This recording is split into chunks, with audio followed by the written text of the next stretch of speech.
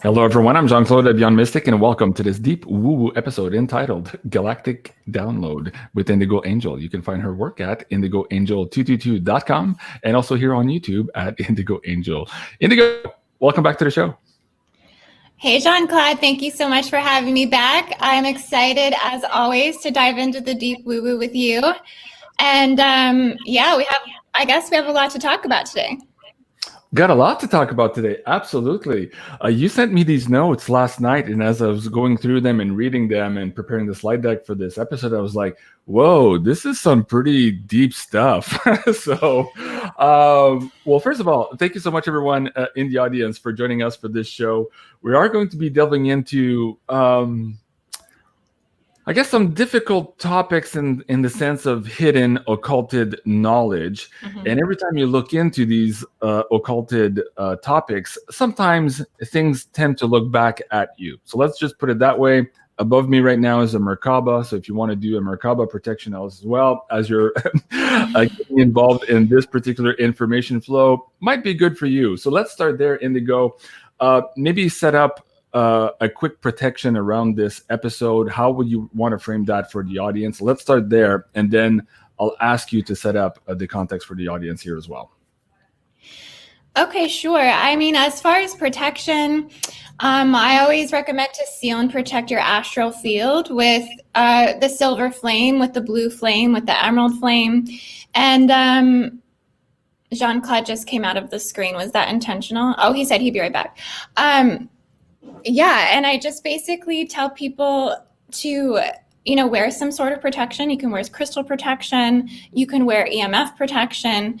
Essentially, we're just going to be talking about these topics today, so I don't feel like it's absolutely fundamentally necessary that you, need to just go and put yourself in a spacesuit or something. We're just basically going to be sharing information today that basically came through, of course, galactic download and the transmissions that I've been receiving over the last week. I mean, if you go look over the work that I've put out for the last week, I've been talking primarily about the Pegasus systems.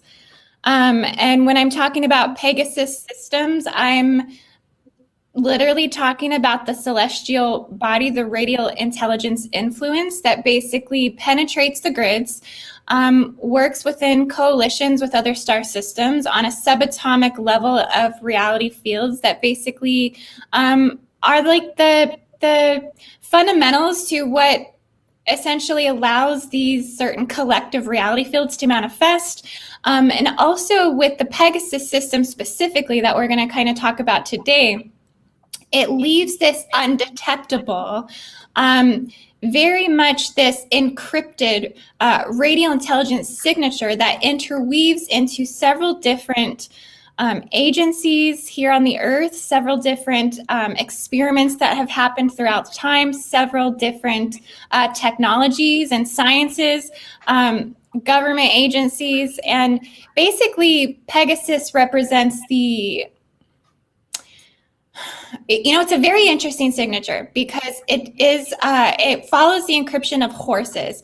It follows the encryption of winged horses. Okay, so this comes from, at least within Greek mythology, this energy encryption was birthed through Poseidon. Poseidon was the father of horses. Poseidon was the father of the winged horse. Pegasus was birthed from the decapitated head of Medusa. It leaves a string between wells in the earth, water systems in the earth, but also within, it's also used within the military, the deep governmental sciences and systems as well. So it's a very universal system.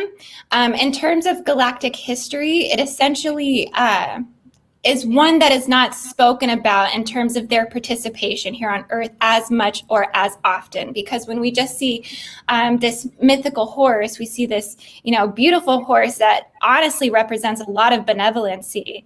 When I came into the awareness of Pegasus, which was like a very long time ago, I was, coming into my life purpose, and I really felt like the emblem of the winged horse kind of represented that on a higher level. But then there's also this deep state level of it where it comes into collective mind or collective awareness, and it's used through different levels of the military and deep state and intelligence and secret agencies and all of this stuff. So it's a little hard to completely define, but I'm going to try to do that today.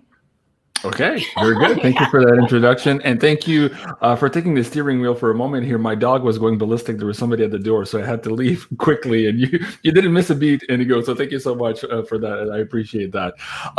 Funny enough, Robin Barnett on the screen says, "Hey, Indigo, I loved your remote viewing of the DIA. Just incredible."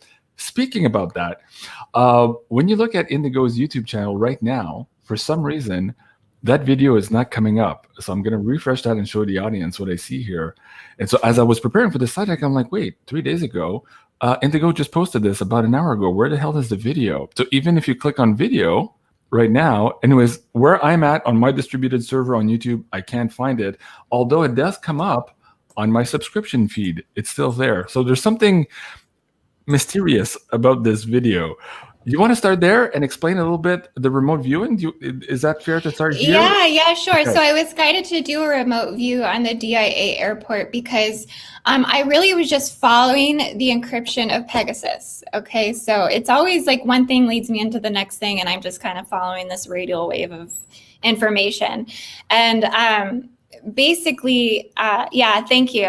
Awesome. Yeah, thank you for watching. I appreciate that so much. I really felt really empowered when I was delivering this because I really had been remote viewing it over the last few days, and that kind of seems how I am seeing into things. At least that's kind of how I'm going about it. Like I've been there for a while checking things out, and it's like finally I get to deliver it. But I had been following the encryption of Pegasus, the horse symbolism.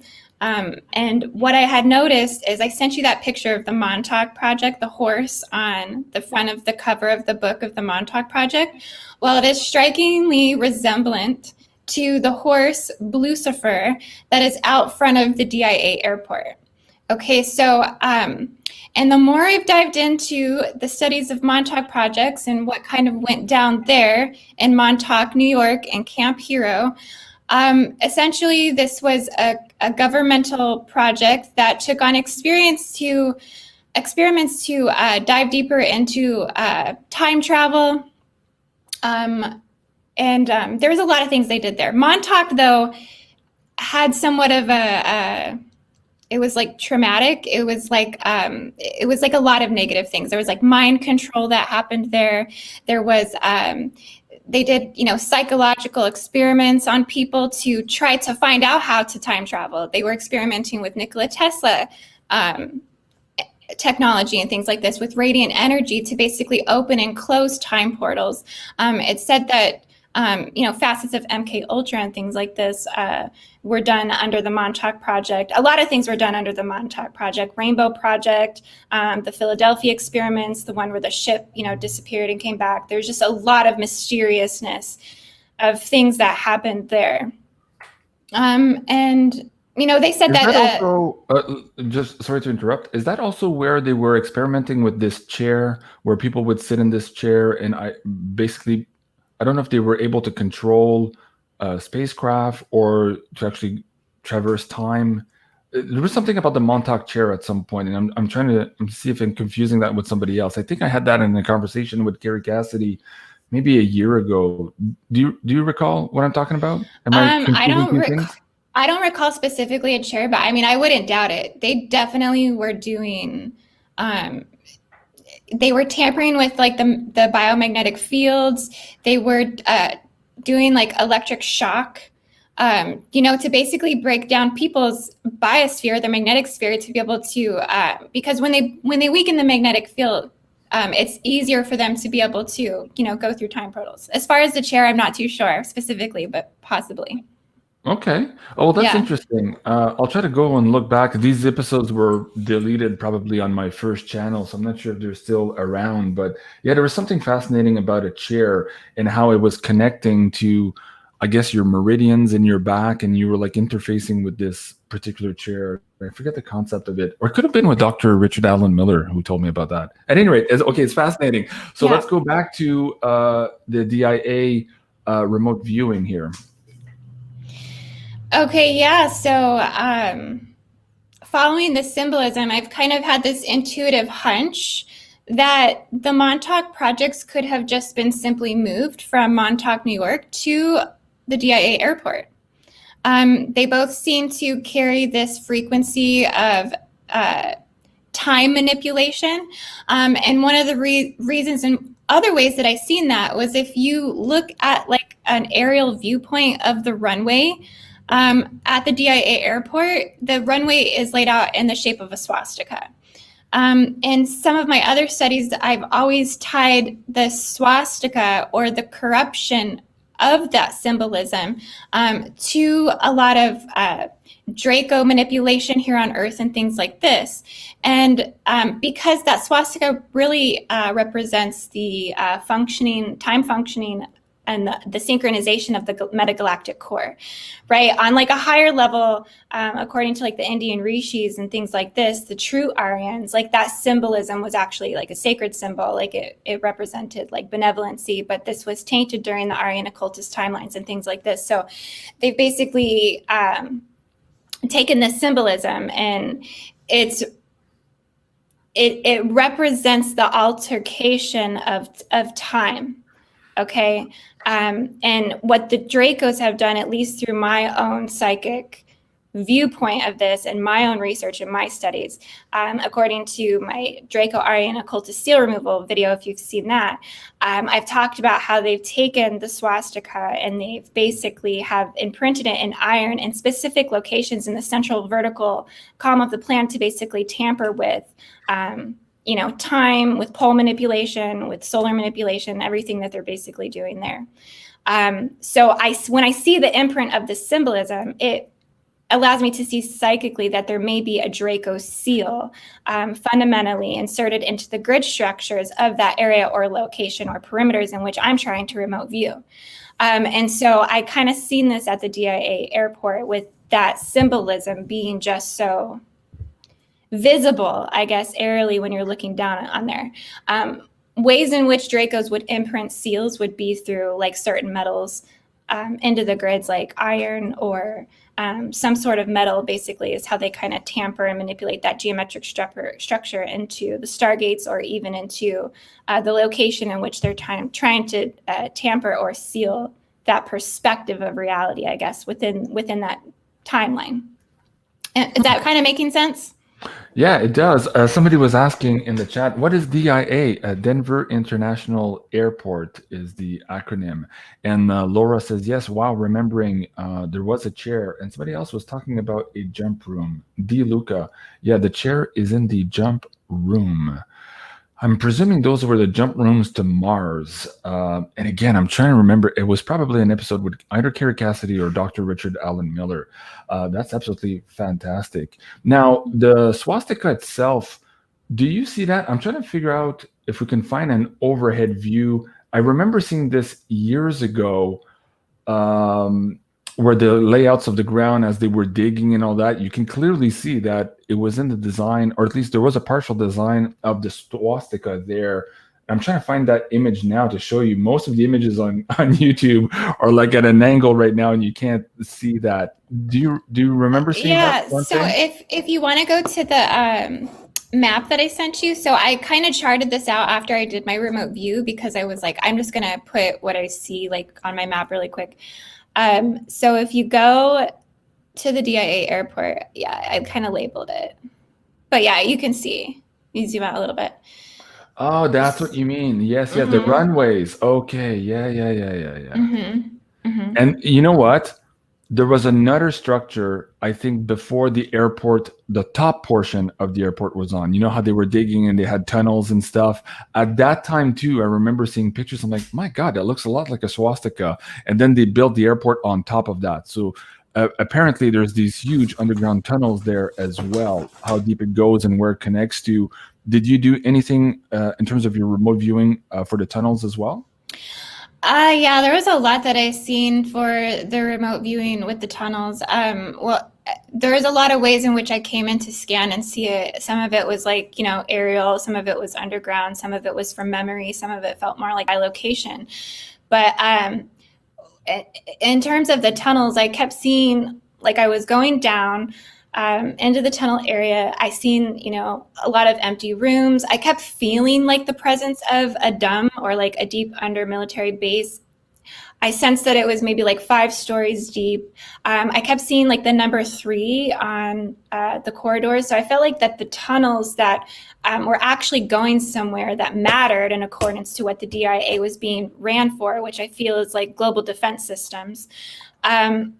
It seemed like those were going out of the 3rd runway. And I was seeing that the tunnel systems were going down the far east side of Colorado, down to Colorado Springs and down to NORAD. And that they also cut across through like specific parks and areas that, you know, so they could have built that without being easily, you know, seen or identified, and then cut across down to boulder facilities. And that they and also then may have Mountain also. Okay. Right. Okay. Yeah. Fascinating. Now, do you recall, maybe you've heard this too in an interview, again, this is on one of my early shows, some gentleman, and I forget who it was now, had explained to me that at some point during the construction phase, he kind of got lost in the airport, and he was in the below sections. At a certain point, he opened the door, huge corridors, very tall doors all of a sudden, like the whole architecture had changed. And so he walked into one room, which to him was he thought it was the bathroom. And of course it was the bathroom, but the bathroom stalls and the urinals for the men were like 3 or 4 feet higher than they normally are, you know, when you go to the movies or a restaurant or anything like that. And he thought to himself, oh my God, what type of giant comes down here? Like, so have you done anything in terms of remote viewing to see maybe what other entities are connecting through this particular portal? Well, I wasn't seeing giants. I seen that in terms of a galactic level, that I feel that there's this highly like a Draco initiative. It's highly a New World Order initiative. It's highly a sorry, just reading that down below. That you know, the Pegasus systems are definitely running here. So there's definitely in terms of technology, I feel like, for one, artificial intelligence. And how I'm seeing this is that there's like a giant like computer sphere or like database encryption, like networking system that's like, you know, down into the dumb systems and down into the lower levels of the airport. And that this is running, you know, storage from AI, from their Pegasus spyware programs, or from their the advanced systems in which they monitor the world and, you know, collect data, and, you know, time travel altercation, altering the magnetic sphere of the airport to shift that and actually create those portals, or for those time travel to actually take place. And so in terms of beings that I'm seeing, like the specific beings, no, I just see that encryption to people who are in coalitions or who are in participation with these types of things. And what I was seeing was, you know, Draco, Mantis, Zetas, Pegasus systems. But Pegasus systems, I don't want to say necessarily are malevolent. They're just used as a tool. Right. They're used as a tool. Now, in terms of the Draco, it's very possible that some of those Dracos do visit from time to time. If this is a portal or a gateway, it could, like some people say it also, that it has maybe some connections to CogCon, so continuity of government, and that there are facilities there that bring together world leaders and off-world leaders together. And this might be perhaps why some of the architecture down there is built to accommodate different body frames. So if you're talking about the Draco or even the Mantids, I'm not sure the Mantids appear here in 3D, although they might. I know the Dracos, I think, can. So that's very fascinating.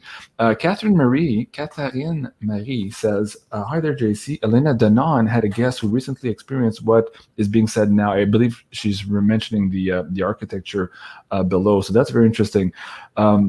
I've had Elena Danon on the show a couple of times already. We did this book review series from her book. Let's see if I can bring it up. to the audience, because if you guys haven't read this yet, go check it out. It's called A Gift from the Stars, Alien Races by Elena Danaan.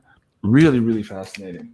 At any rate, so going back to the story here of the airport, now you mentioned the Pegasus software.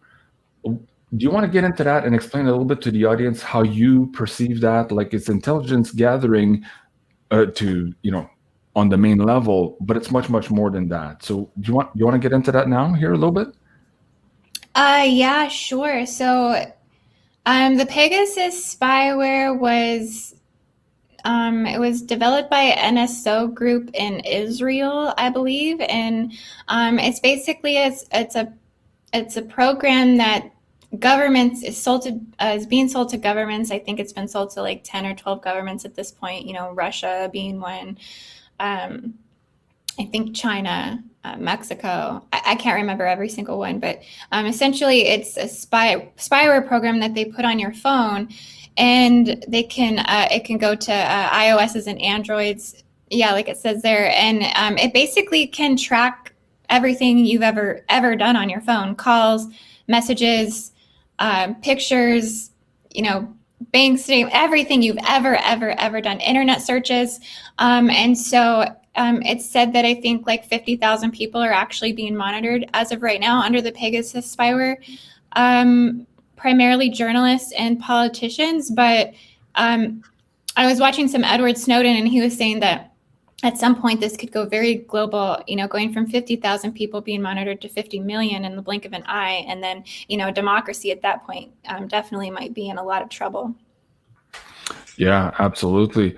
And is that perhaps what they were building? Is it the Utah data center, that massive data center that's underground?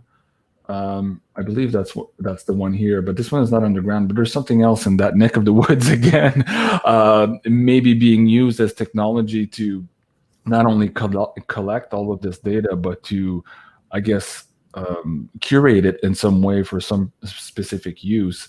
Now, as you're doing your remote viewing, are you seeing that it's mostly humans that are in charge of this software, or where's this information going? And is there off-world connection here as well in terms of the monitoring?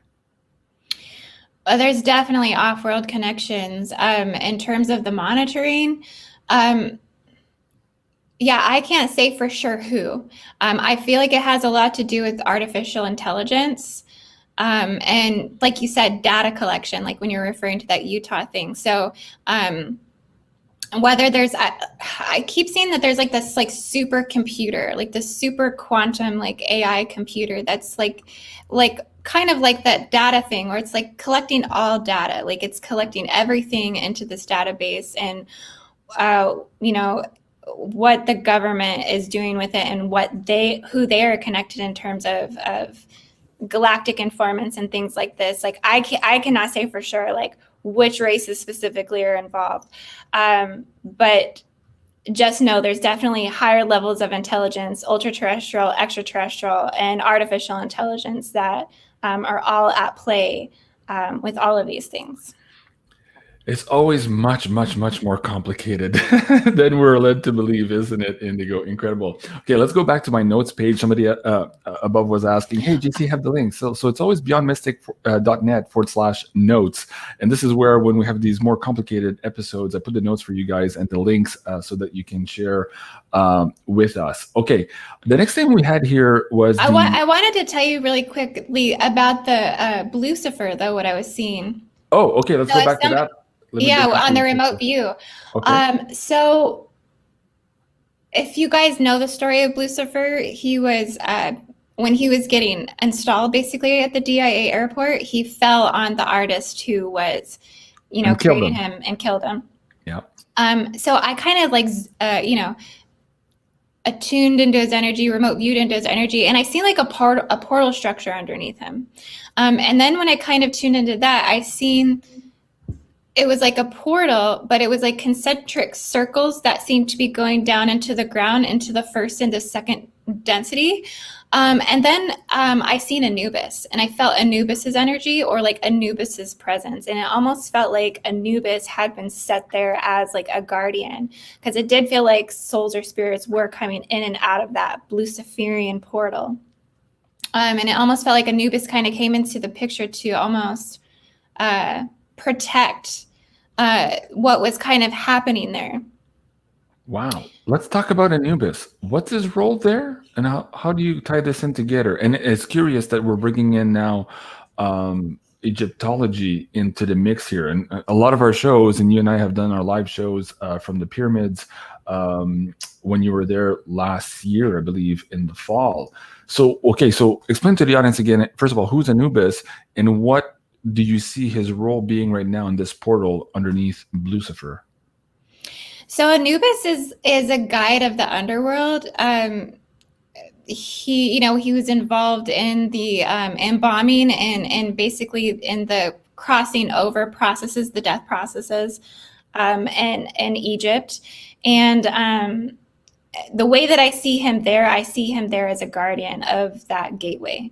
And it's interesting. So I kind of like looked it up after I did the remote view, because I was like, why am I seeing Anubis's energy here? And I was like, put it into Google, and it said that there was actually an Anubis statue at the DIA airport. Wow, that's fascinating. Okay. Oh man, I'd like to read more. Yeah. Just look that up. Google that really quick. Which part? See if you can pull up the Anubis statue there. At the airport? Yeah.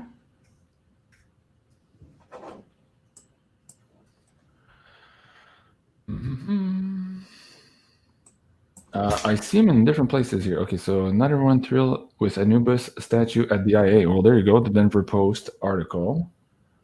Not everyone thrilled with Anubis statue at the IA. Okay, so this is them putting the head back on here. Okay. And where's okay, so he's on a cement block. Okay, so he's fixed there. Okay. Wow. Yeah. And I was not even aware of that when I was doing this remote view. I just, after I get the information, then I start looking stuff up, and I'm like, you gotta be kidding me. Like, wow. It's just so crazy. Yeah. So I just, when I had tuned into it, I just had kind of seen him standing at that gateway, and it was just like he was guarding, like he was sent there by spirit to like guard what was happening through those passageways. And so I just kind of seen him as more of a benevolent presence there. Like protecting travelers and things like this. Wow. Mm-hmm. Wow. Man, that opens up a lot there. I'm trying to contain myself here because you have a lot more notes, and we have to share that with the audience here. So perhaps we'll do a part 2 on this Anubis character and some of the underground happenings here at this airport. I'm getting a lot of downloads as we're talking. Okay. Yeah, he's definitely a very strong presence. Wow. He's definitely a protector of the underworld. He's protector of all 12 gates of the underworld. Wow. And so Lucifer took a sacrifice to DIA. Yeah, I mean, that's why the horse is called Lucifer. I mean, he literally murdered the artist. Wow. I mean, so it's just very, very interesting. Very interesting. Somebody says, Molly Elizabeth, JC, you're on that list. What list? Come on, man. I have a spiritual show. I'm on nobody's list. Come on. She's talking about the database. Okay, tracking people and politicians. Come on, I'm not in politics. I'm nobody. I'm BeyondMystic. What are you talking about? All right. Okay. Thank you for that. All right, so let's track back here to our Nexus. Okay, let's talk about this. Explain this to the audience here, how this ties into everything. Again, I seen that through the Pegasus encryption, which is just the radio intelligence fields of that star system, right? Riding the radio waves in which it transmits here on Earth. I just seen a lot of connections here to the Nexus systems. And kind of the deeper I start diving into it, it is tied to Pegasus projects. And it's just, if you start to think about the Horth mythology here on Earth, how it's always been used as a war tool. It's always been used as a tool for mankind to get to its nexus, which is the process of expanding territory or, colonization, either that's globally or interplanetary exploration. And so Pegasus is kind of at the forefront of subatomic radial spectrum that's propagating the expansion of these types of networks and systems to manifest here on Earth. And I feel that the Nexus system is also connected to, not only the frequency of the DIA airport, the Montauk projects, but also DARPA, defense. Intelligence agency. Yeah. Defense. Thank you. All of this is amping up because the frequency of war is in the grids. And when the frequency of war is in the grids, that's when you see Pegasus systems start to expose themselves, basically. Because, they represent the white horse and the dark horse on the checkerboard, on the global game, the global checker game of information. And they're used as pawns and tools to, get us to our nexus. And so that's kind of how I tied in that project or agency into just the totality of what Pegasus is doing here on Earth. And I always thought that was interesting about the checkered floor here in Freemasonry. Of course, this big game that we're in, and you just alluded to it here as well. That's fascinating. Okay, somebody here says, Derek, LOL, JC, you went from yanking Janine last night for non-code words, and now you're dropping through bombs after bombs here on the show. I know, this is a weird show. I want to tell you, we had this conversation before we got on where he was like, I don't know about this. You're absolutely right. We do have to actually, be careful and speak encodedly as much as possible, which we're totally not. It's just really hard to come up with encoded dynamic right before you put a show on. We should really change Montauk to something different, Right, exactly. But that's the thing with Janine. Of course, we were talking. I think she was talking about a specific city where something had happened a couple of years ago, which might have been not actual.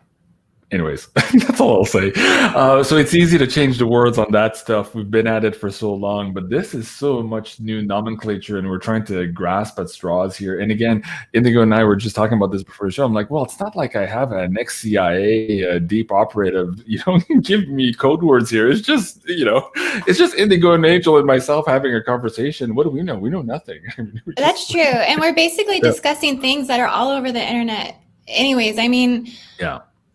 This is all stuff you can easily pull up on Wikipedia or just, drop in the search and you can extensively research all of these things yourself. In terms of DARPA, they have a website that you can go to and you can look at what they're doing, all kinds of, defense projects and, things for our national security. And I do feel like this also ties into the Pegasus intelligence systems, that the Pegasus encryption is kind of running through these things as the expansion of technology. And so, okay, let's go back to our list here and see if we're missing anything else. So Nexus we did, okay. And then, so DARPA, Pegasus software we did. What am I missing and stuff? Okay, so let's go back to the reading here. Where does this end, this particular DIA remote viewing?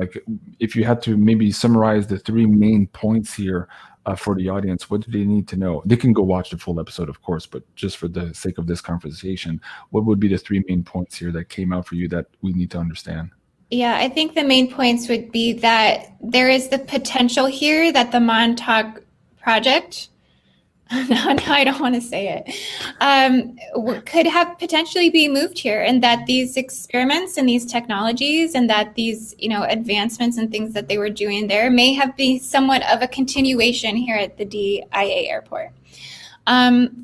Also, just awareness in global defense strategies that the DIA airport is more of a multifunctioning system. Oh, thank you, Ronnie. And it's not just an airport that may be this intergalactic freeway for, all kinds of different beings to come and have, international galactic affairs here at the Day Airport, but that this is also feed into our global defense systems, where these underground tunnels may be, leading into mountain bunker systems and things like this, where what I was seeing psychically is that there are multiple inner city bunker systems along the Rocky Mountains that are not necessarily, that those are definitely like on the deep, like intel, like need to know, like NORAD would probably be like the only one at this point in time that's, made known in public. But I feel like that's because it's protected by the Fort Carson military base there. But I do feel there's probably a string of interconnected bunker systems and underground cities that are prepared for anything that could happen globally. And these initiatives started at the time of the Cold War because of the threat of nuclear warfare. But essentially, I think that our awareness of these things are just kind of amping up just in terms of what's happening in terms of current events. Well, let's talk about that. 107, probably in February of this year. And this is subsequent to the things that happened in January. We won't mention that. But he was saying at that point that Cheyenne Mountain was buttoned up real time as if it were in wartime, and it has been since that time. So there's something there that's happening. Again, whether it's continuity of government, whether it's the United States understanding that there is a war going on and that they are currently under attack, right? So we might be seeing a surface, basically show or montage, a pretend version of everything's okay, everything's fine, things are running smoothly. But in the back end, it appears that at least one part of the military believes that we are at war right now. So did you tie into that at all as you're doing your remote viewing, and any feeling with respect to that? I'm a little bit, I always kind of see things from like a galactic astrological alignment. The thing that kind of tipped me off was when, we had the fall of Kabul, Afghanistan. That happened under a alignment of Antares. The Antares, or the moon was in Antares, August 15th through the 17th. And that's kind of when that took place. And so I just kind of that's when I started to see the Pegasus encryption come up, because I'm like, okay, Antares and Pegasus always seem to go hand in hand. Antares is representing the war on the earth. And we're going to be coming into the Antares season. We're going to be coming into Antares starting November 9th. And I really just kind of foreseen or getting these precursor messages that whatever's unfolding or whatever is manifesting at this point in time, with us pulling our troops out of Afghanistan, Kamala Harris going down to the Indonesian Pacific and just making sure we still have allies there, all of these things, like, like you said, we're just seeing the story of what they want us to see right now. But, there's definitely defense preparations that are preparing globally right now. It's not just us, it's all over the place.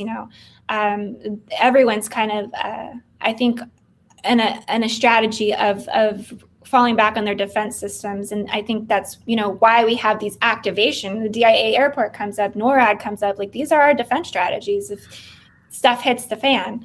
Right. And, so that's just kind of, I guess, what I'm seeing. Let me bring up this episode. This is an uncensored show here with Janine. It's the last recording on the 18th of this week here. It's available now for the audience here on pay-per-view.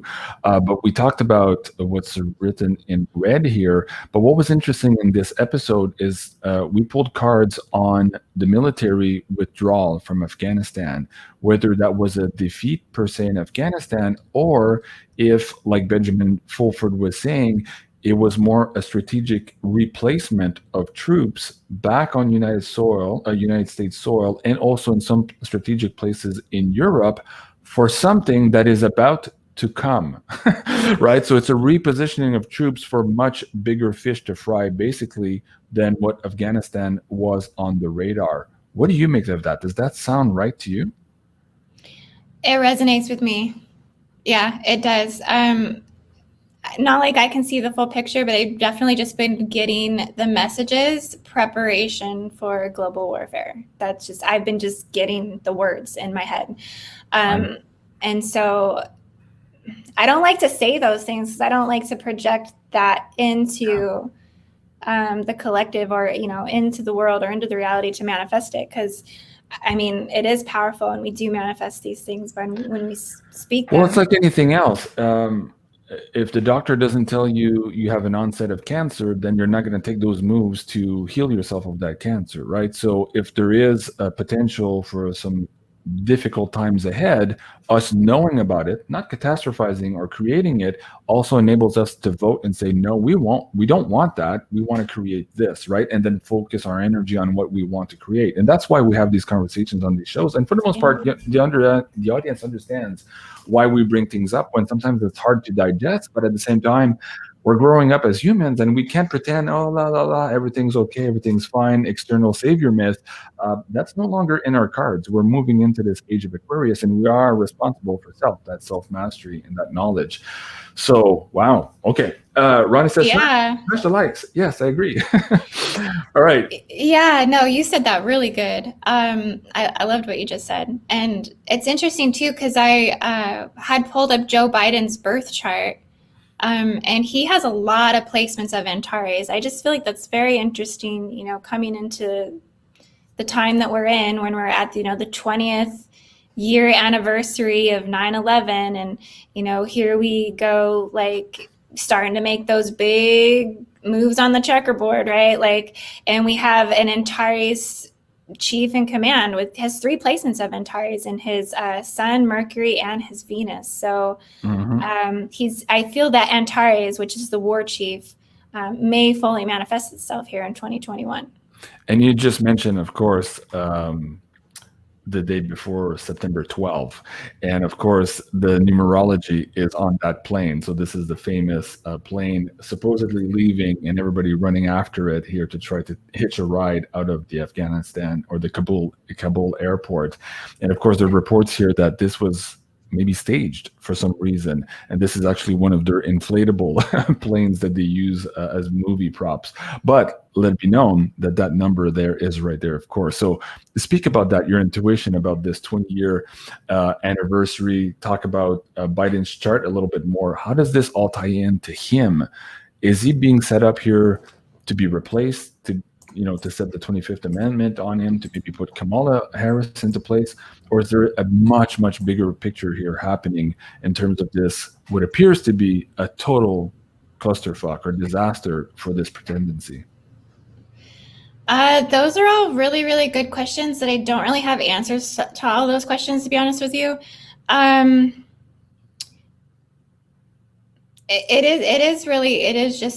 It's just kind of baffling, and I think it's just really unknown. I mean, we can't really kind of see what's playing out underneath all of it as of yet. So much is still unfolding. Well, speak to what you know about Biden and the birth chart. What did you want to share with the audience there? Why did that trigger you in terms of the timings? Do you want to bring that up? Just looking at his chart, it was just something I pulled his chart at the beginning of his presidency. I always do that on just people who are coming up with, big energy, just kind of look deeper into them.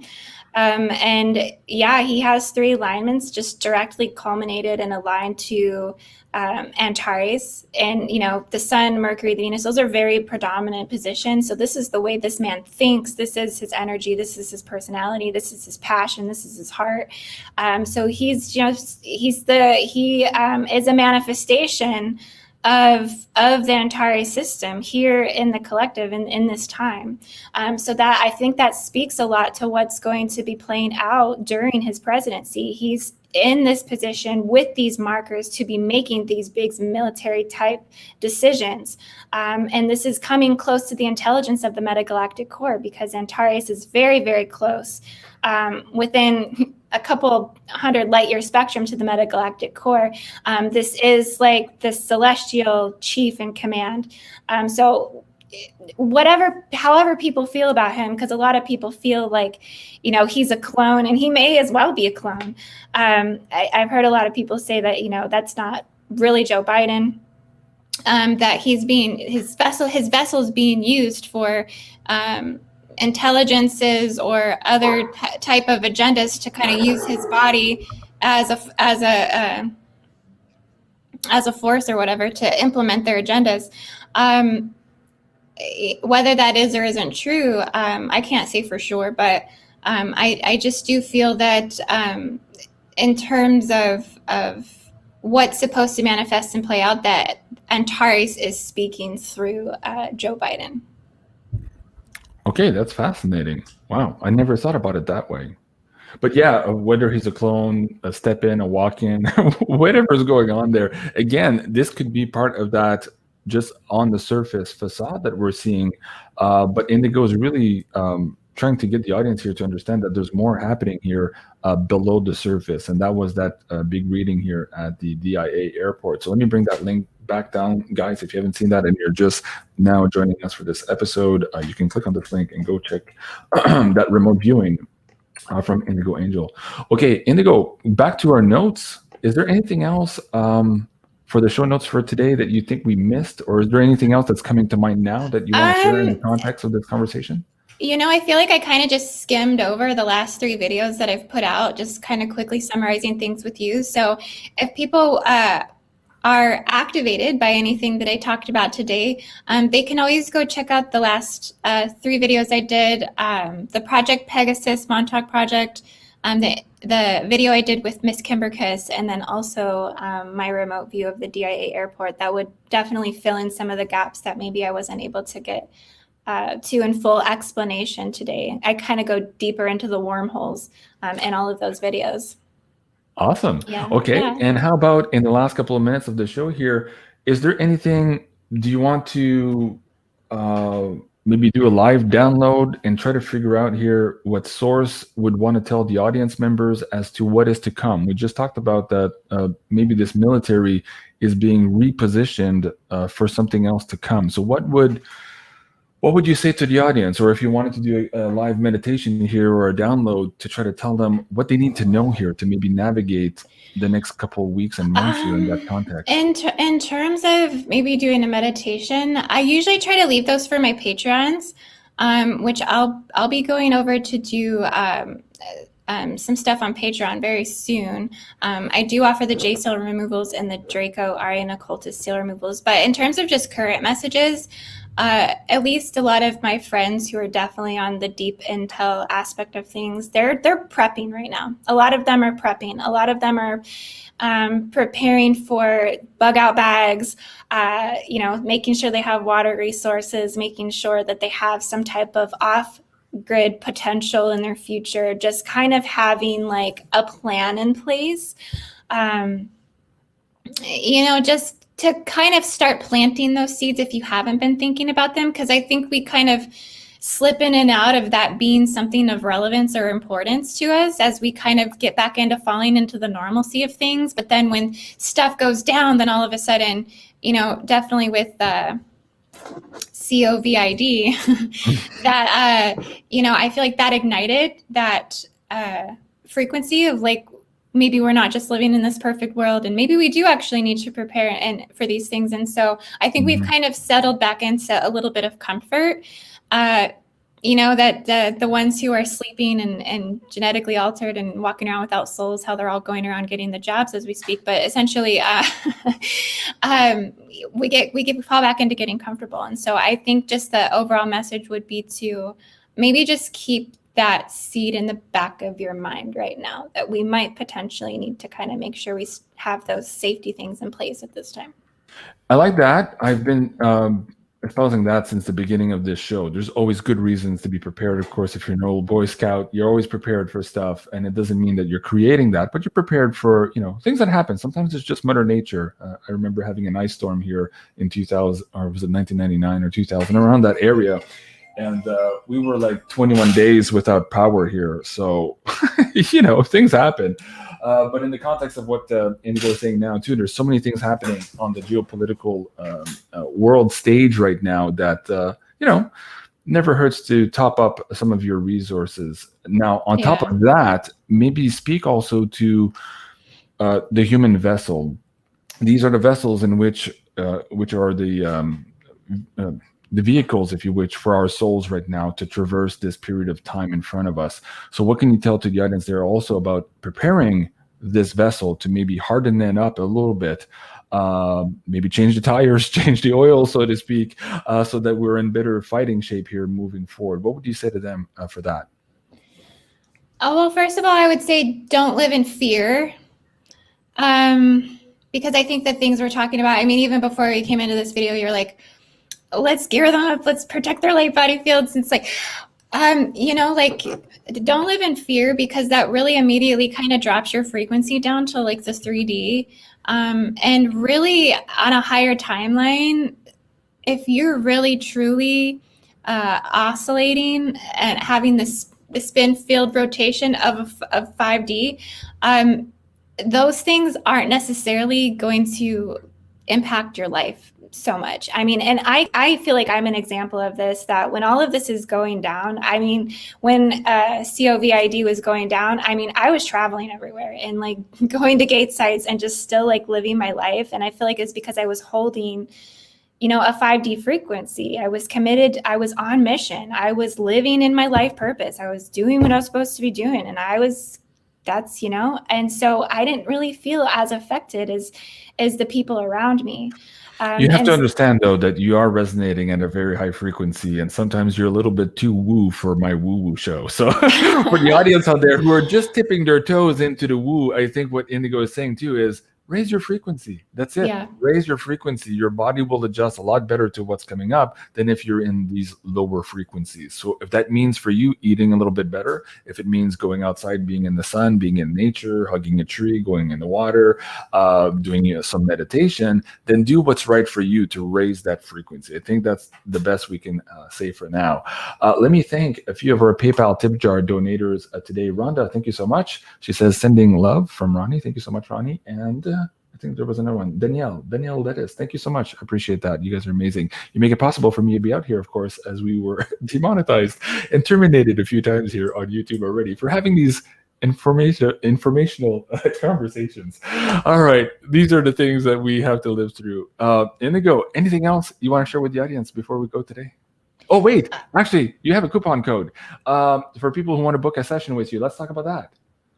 Yeah, so I have a special package for my family here at Beyond Mystic, and this includes a starseed origin reading, a one-on-one, like a miniature one-on-one to kind of go over that reading and prepare you for a J-seal removal, and then also includes the J-seal removal, and also a PDF of my book as well.